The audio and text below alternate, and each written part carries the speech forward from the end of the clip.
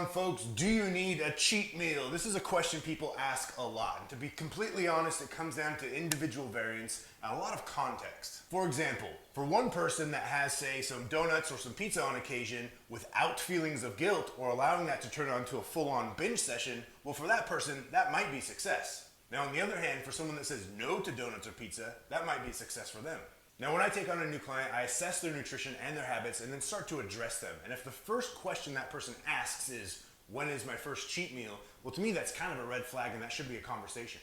And that conversation is based around the fact that most overweight people have been cheating their whole life, or at the very least for several years, which means they probably don't need a cheat meal anytime soon. And before I get too into it, it's absolutely okay to have an untracked meal on occasion when you're dieting down for fat loss, especially when you're several weeks into your cut. But you have to remember and be prepared for the fact that life is going to throw those cheat meals at you sometimes, especially while you're socializing. And social health is an aspect of health that's often overlooked. The other thing is the usage of the term cheat meal. For example, if you are with your partner and you guys have a bad relationship, it might lead one another to cheat on each other. So if you have a poor relationship with food or your body, that might be something that you want to address.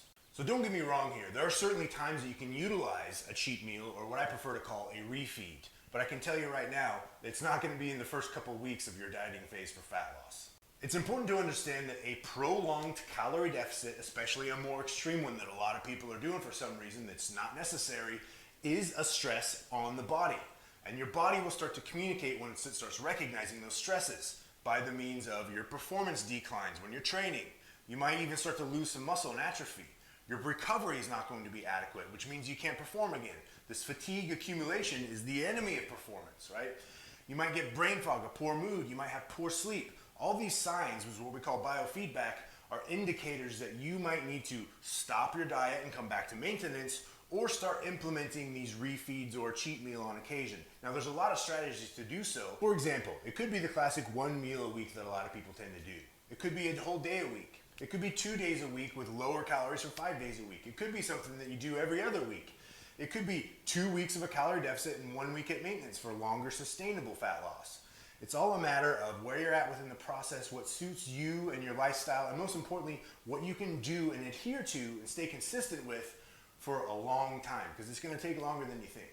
Whatever strategy you decide to implement for a cheat meal or a refeed at a certain point when you're in a calorie deficit for a longer period of time, you have to understand that whatever you do, the calories from that one meal or that one day cannot put your weekly calories that should be in a calorie deficit for fat loss, cannot put those weekly average calories into a surplus. For example, you go out on the weekend or a date night, or you go out with some friends and you have some drinks, you have some pizza, maybe even have some ice cream.